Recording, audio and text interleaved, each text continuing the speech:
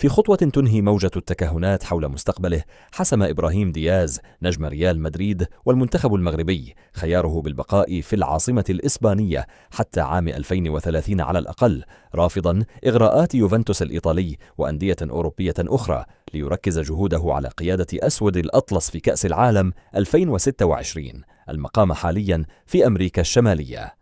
وبحسب ما كشفته صحيفة ماركا الإسبانية، فإن تجديد عقد اللاعب قد تم بالفعل، ولم يتبقى سوى الإعلان الرسمي من قبل النادي الملكي في صفقة تعد بمثابة رد قاطع على الشائعات التي ربطته بالرحيل، وتأكيد على العلاقة المتبادلة القوية بين اللاعب والنادي.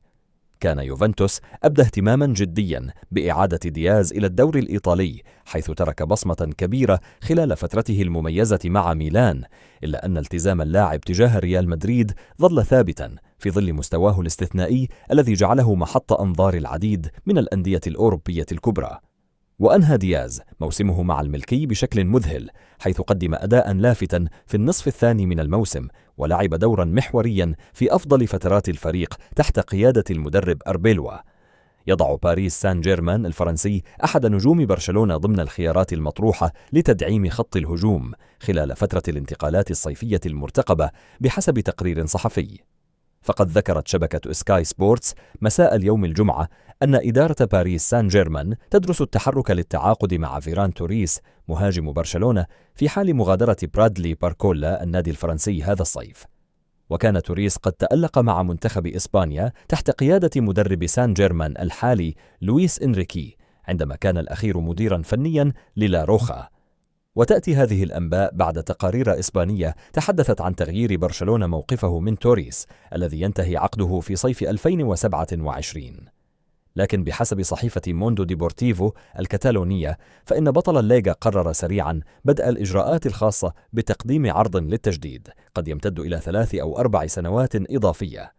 أسدل المهاجم البولندي روبرت ليفاندوفسكي الستار على مسيرته مع نادي برشلونة بعد 4 سنوات حافلة بالإنجازات توجها ب3 ألقاب في الدوري الإسباني، في خطوة تمهد لانتقاله المرتقب إلى الدوري الأمريكي لكرة القدم.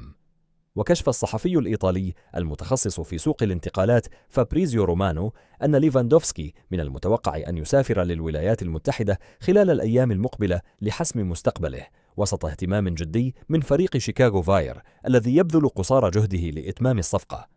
وأعلن ليفاندوفسكي رحيله عبر تصريحات مؤثرة قال فيها: بعد 4 سنوات حافلة بالتحديات والعمل الجاد، حان وقت الرحيل. أغادر وأنا أشعر بأن المهمة قد أنجزت، 4 مواسم، 3 ألقاب في الدوري الإسباني. وبحسب رومانو، فإن شيكاغو فاير قدم عرضا مغريا للاعب يتضمن عقدا يمتد لمدة 2 أو 3 سنوات، في محاولة لإقناعه بخوض تجربة جديدة في الدوري الأمريكي الذي يشهد تطورا ملحوظا في السنوات الأخيرة.